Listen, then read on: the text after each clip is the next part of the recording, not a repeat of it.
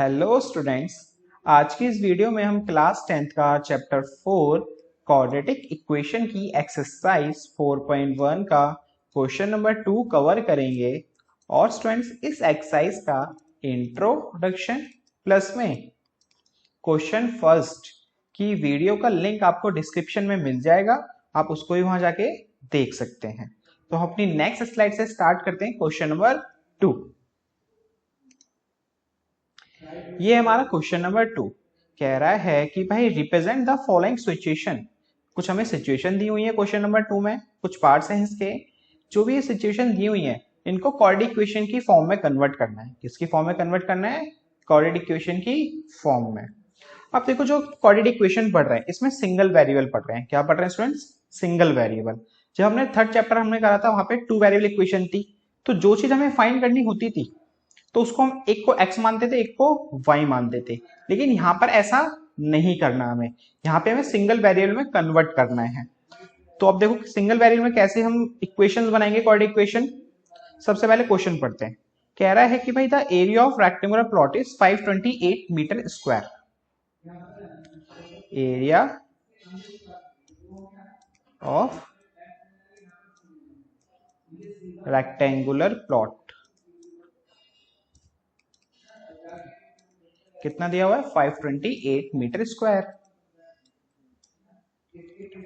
आगे कह रहे थे length of the plot is one more than the twice of this breadth. जो लेंथ है ना वो क्या है? वन मोर है और ट्वाइस ऑफ ब्रेथ है।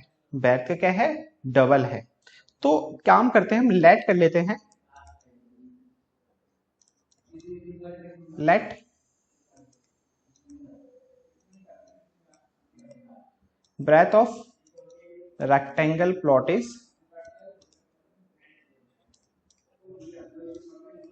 x। हमने ब्रेथ को क्या लेट कर लिया स्टूडेंट्स? x लेट कर लिया। तो भाई लेंथ कितनी होगी? ऑब्वियसली बात है, इसने क्या बोला? वन मोर, तो +1 कर दो। और twice of breadth, twice of breadth का मतलब 2 को मल्टीप्लाई कर दो ब्रेथ से, और ब्रेथ को हमने x माना है तो 2 से मल्टीप्लाई करेंगे तो क्या हो जाएगा भाई? 2x। है कि नहीं? दोबारा समझने की कोशिश करो। कह रहे जो लेंथ है ना प्लॉट की वो क्या है? वन मोर देन है। मोर का मतलब ज्यादा है तो प्लस करेंगे +1। और ट्वाइस ऑफ ब्रेथ है, तो ट्वाइस ऑफ ब्रेथ है तो ब्रेथ को हमने x माना है तो इसलिए उसको 2 से मल्टीप्लाई कर दिया। तो हमारी लेंथ आ गई फ्रेंड्स 2x + 1। तो ये हो गई हमारी ब्रेथ और ये होगी लेंथ। अब देखो हमने सिंगल वेरिएबल में कन्वर्ट करा है ना, ये तो नहीं करा कि भाई हमने लेंथ को x मान लिया, ब्रेथ को y मान लिया, ऐसा कुछ तो नहीं करा, क्योंकि हमें सिंगल वेरिएबल इक्वेशन बनानी है। बिकॉज ऑफ हम 2 वेरिएबल इक्वेशन नहीं पढ़ रहे हैं यहाँ पे, क्वाड्रेटिक इक्वेशन पढ़ रहे हैं, वो भी सिंगल वेरिएबल में। इसीलिए हम क्वाड्रेटिक इक्वेशन के जितने भी क्वेश्चंस होंगे उसको सिंगल फॉर्म में ही कन्वर्ट करना है, सिंगल वेरिएबल की फॉर्म में ही कन्वर्ट करना है आप लोगों को। ठीक है। अब देखो लेंथ ही ब्रेथ ही होगी, लेंथ ही हो गई। हमें दिया होता है area of rectangle plot is 528। तो भाई रेक्टेंगल के एरिया का फॉर्मूला होता है स्टूडेंट्स L इंटू बी, और L इंटू बी कितना दिया हुआ है हमें? 528। है कि नहीं? एरिया ऑफ रेक्टेंगल प्लॉट क्या दिया हुआ है हमें? 528, और उसका फॉर्मूला होता है लेंथ इंटू ब्रेथ। और हमने लेंथ को माना है 2x + 1 और ब्रेथ को x इक्वल टू 528। अब इस ब्रैकेट्स को ओपन कर लो मल्टीप्लाई करके। x को 2x से करा 2x², x को 1 से करा x, और प्लस का 528 है ना, तो वही वो लेफ्ट हैंड साइड आके माइनस का 528 हो जाएगा, और यहां बचा इक्वल में 0। तो ये देखो भाई ये क्या बन गई? ये क्वाड्रेटिक इक्वेशन। और यही तो बनानी थी हमें इस सिचुएशन की, है कि नहीं? अब इसी तरह से इसका सेकंड पार्ट भी कर लेते हैं। सेकंड पार्ट कह रहा है the product of 2 consecutive positive integers. Product, product माने क्या होता है स्टूडेंट्स? मल्टीप्लाई। हमें मल्टीप्लाई करना है उन नंबर्स को, 2 कॉन्जिक्यूटिव पॉजिटिव इंटीजर्स को, 2 कॉन्जिक्यूटिव पॉजिटिव इंटीजर्स। तो भाई कॉन्जिक्यूटिव पॉजिटिव इंटीजर्स क्या होते हैं स्टूडेंट्स? कॉन्जिक्यूटिव नंबर्स वो होते हैं जो जस्ट एक के बाद एक आते हों। जैसे 3 4 ये कॉन्जिक्यूटिव नंबर है, 5 6 ये कॉन्जिटिव नंबर है, 7 8 ये कॉन्जिटिव नंबर है। जस्ट एक के बाद एक आ रहा है ना, तो इसलिए ये पॉजिटिव नंबर कहलाते हैं। और इसने बोला पॉजिटिव इंटीजर, और हम देखो पॉजिटिव इंटीजर के ही एग्जांपल ले रहे हैं, ना कि नेगेटिव के ले रहे हैं। तो ये होते हैं हमारे पॉजिटिव इंटीजर्स। अब वो कौन से दो नंबर्स हैं वो हमें नहीं पता, तो क्या करते हैं, लेट करते हैं one number is x, one number is x, और सेकंड नंबर क्या होगा स्टूडेंट्स, x प्लस वन। क्यों? क्योंकि भी हमने आपको क्या बताया, पॉजिटिव नंबर्स क्या होते हैं, जस्ट एक के बाद एक हो। जैसे देखो 3 प्लस 1 4, अब 7 के बाद क्या होगा, 7 प्लस 1 8, 5 के बाद पॉजिटिव नंबर क्या होगा 6, 5 प्लस 1 6। इसी तरह से अगर हमने फर्स्ट नंबर को x माना है तो सेकंड नंबर क्या होगा, x प्लस 1, है कि नहीं? इसको ऐसे हटा देते हैं। अब देखो आगे कह रहा था क्वेश्चन कि भाई product of two positive integers. अब देखो दो पॉजिटिव हमें इंटीजर्स मिल गए, ठीक है, अब इनका प्रोडक्ट करो। क्या करो, प्रोडक्ट मींस मल्टीप्लाई। x को मल्टीप्लाई करना है किससे, x प्लस 1 से, और जो इनका प्रोडक्ट है वो किसके इक्वल है, 306 के, तो इक्वल में 306। अब इसको सिंप्लीफाई कर देते हैं, x को x से करा x स्क्वायर, x को 1 से करा x, और प्लस का 306 है ना, तो भाई वो इधर आके क्या हो गया, माइनस का, और ये बन गई हमारी इस सिचुएशन की क्वाड्रेटिक इक्वेशन। अब और अभी स्टूडेंट्स हमें ना यहाँ पे सिर्फ इक्वेशन बनानी है, सॉल्व नहीं करना है, क्योंकि जो सॉल्यूशन वाली एक्सरसाइज है ना वो नेक्स्ट एक्सरसाइज है, वहां सीखेंगे हम क्वाड्रेटिक इक्वेशन को सॉल्व कैसे करते हैं। तो इसीलिए इसने यहाँ पे सिर्फ बोला है हमें क्वाड्रेटिक इक्वेशन बनानी है सिर्फ, ओके, और इसलिए हम यहाँ पे सिर्फ क्वाड्रेटिक इक्वेशन बना रहे हैं, उसका सॉल्यूशन नहीं निकाल रहे हैं। तो ये हो गया आपका क्वेश्चन नंबर 2 का सेकंड पार्ट। अब देखते हैं third part. Rohan mother is 26 year older than him. जो रोहन की मदर है अपने सन से क्या है, मतलब जो रोहन की मदर है, जो रोहन है और उनकी मदर है, जो उनकी मदर है वो 26 ईयर बड़ी है रोहन से। मतलब समझने की कोशिश करो, लेट कर लेते हैं पहले तो हम कि भाई रोहन की एज है, रोहन एज इज x, तो रोहन मदर की एज कितनी हो जाएगी students, Rohan mother age is x plus 26, कितनी हो जाएगी, x प्लस 26, क्योंकि इसने साफ साफ बोला है जो रोहन की मदर है 26 ईयर ओल्डर देन है, मींस 26 ईयर बड़ी है उससे, रोहन से 26 ईयर बड़ी है। अगर हमने रोहन की एज को x माना है तो रोहन की मदर की एज कितनी होगी स्टूडेंट्स, x प्लस 26, ओके। आप कह रहे थे product of their edges 3 year from now, 3 साल बाद, 3 साल बाद इनकी एज का प्रोडक्ट करें, मींस मल्टीप्लाई करें। दोबारा समझने की कोशिश करो, जो इनकी एज है अब उसमें 3 साल बाद जाए तो रोहन की एज 3 साल बाद कितनी होगी, x प्लस 3, और उसके मदर की एज कितनी हो जाएगी स्टूडेंट्स, x प्लस 26 में, x प्लस 26 में 3 और ऐड कर दो, ऑब्वियसली बात है ना, अभी एज x प्लस 26 है तो 3 साल बाद कितनी होगी, 3 और ऐड कर दो। ऐसी तरह से रोहन की एज x थी तो 3 साल बाद कितनी होगी, 3 और ऐड कर दो। तो कह रहे 3 साल बाद जब इन दोनों नंबर्स को हम प्रोडक्ट करेंगे, दोनों की एज को क्या करेंगे, प्रोडक्ट, तो इसलिए देखो मैंने यहाँ पे दोनों ब्रैकेट्स में मल्टीप्लाई के फॉर्म में लिखे हुए हैं।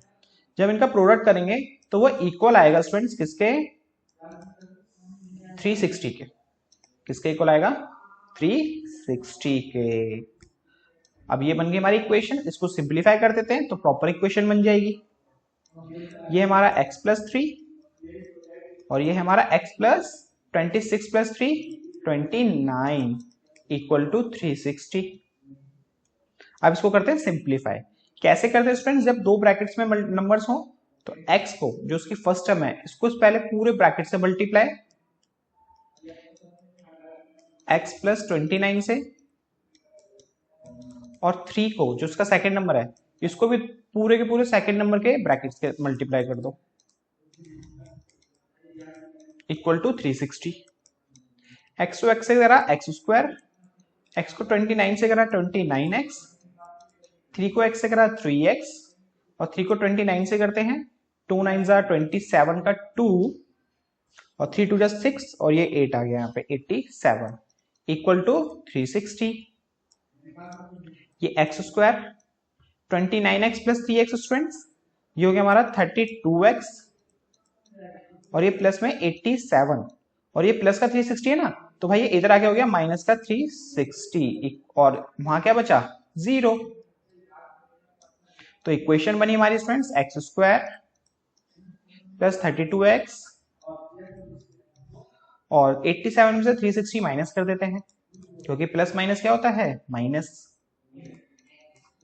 10 में 7 गया 3, 15 में से 8 गया 7 और यहां बचा 2। तो ये आएगा माइनस का 273 इक्वल टू 0।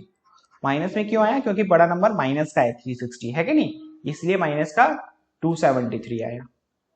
तो ये बन गई हमारी इस सिचुएशन की क्वाड्रेटिक इक्वेशन। अब देखते हैं इसका फोर्थ पार्ट और लास्ट पार्ट है ये हमारे क्वेश्चन नंबर 2 का। A train travel a distance of 480 kilometre at a uniform speed. एक ट्रेन है तो भाई एक जगह से लेके दूसरी जगह तक जो डिस्टेंस कवर करती है वो 480 किलोमीटर का डिस्टेंस कवर करती है। ए से बी तक जाने डिस्टेंस जो है उसका कितना है 480 किलोमीटर एक यूनिफॉर्म स्पीड में। अब स्पीड हमें क्या है वो नहीं पता और उसी के बेस पे हमें इक्वेशन निकालनी है, तो हमें स्पीड ही निकालनी है तो उसी को हम लेट कर लेते हैं। तो लेट कर लेते हैं क्या भाई, स्पीड ऑफ ट्रेन इज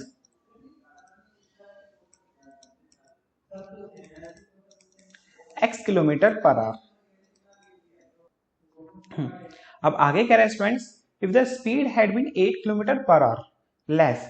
अगर कह रहा है स्पीड को हम 8 किलोमीटर पर आवर लेस कर देते हैं, अभी स्पीड हमारी x हमने लेट करी हुई है तो कह रहा है 8 किलोमीटर पर आवर कम कर देते हैं ना, तो जो टाइम है ट्रेन को ये डिस्टेंस कवर करने में ए से लेके बी तक का 480 किलोमीटर का 3 घंटे और ज्यादा लगेंगे।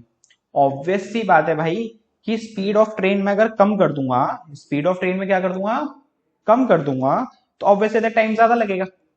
स्पीड कम कर दूंगा तो टाइम क्या लगेगा स्टूडेंट्स ज्यादा, है कि नहीं। और वो कितना ज्यादा लग रहा है 3 आवर का टाइम ज्यादा लग रहा है। तो इसकी इक्वेशन देखो कैसे बनाएंगे। हमने फॉर्मूला पढ़ा है भाई टाइम का, डिस्टेंस अपॉन स्पीड पढ़ा है ना हमने साइंस में कि भाई टाइम निकालते कैसे हैं डिस्टेंस अपॉन स्पीड से। तो जब स्पीड हमारी x किलोमीटर पर आवर थी तो टाइम कितना लग रहा था स्टूडेंट्स हमें, उसको हम t1 रिप्रेजेंट कर लेते हैं। तो स्पीड थी हमारी 480 डिस्टेंस हमारा 480 और स्पीड थी उस टाइम पे x, तो टाइम लग रहा होगा हमारा 480 डिवाइड बाय x, है कि नहीं, क्योंकि टाइम का फॉर्मूला क्या होता है डिस्टेंस अपॉन स्पीड। डिस्टेंस है 480 और स्पीड है कितनी x। जब हमने स्पीड को कम कर दिया, स्पीड को हमने क्या कर दिया कम, तो टाइम कितना लगेगा, डिस्टेंस क्या है 480 और स्पीड क्या हो जाएगी उस टाइम पे x माइनस 8, है कि नहीं। दोबारा समझने की कोशिश करो कि भाई टाइम का फॉर्मूला होता है डिस्टेंस अपॉन स्पीड। नॉर्मल जब हमारी speed of train x kilometre per our थी तो टाइम कितना लग रहा होगा 480 divide by x। 480 divide by x क्यों करा, क्योंकि टाइम का फॉर्मूला ये होता है। इसी तरह से जब स्पीड को हमने कम कर दिया तो टाइम कितना लगेगा 480 डिवाइड बाय x माइनस 8।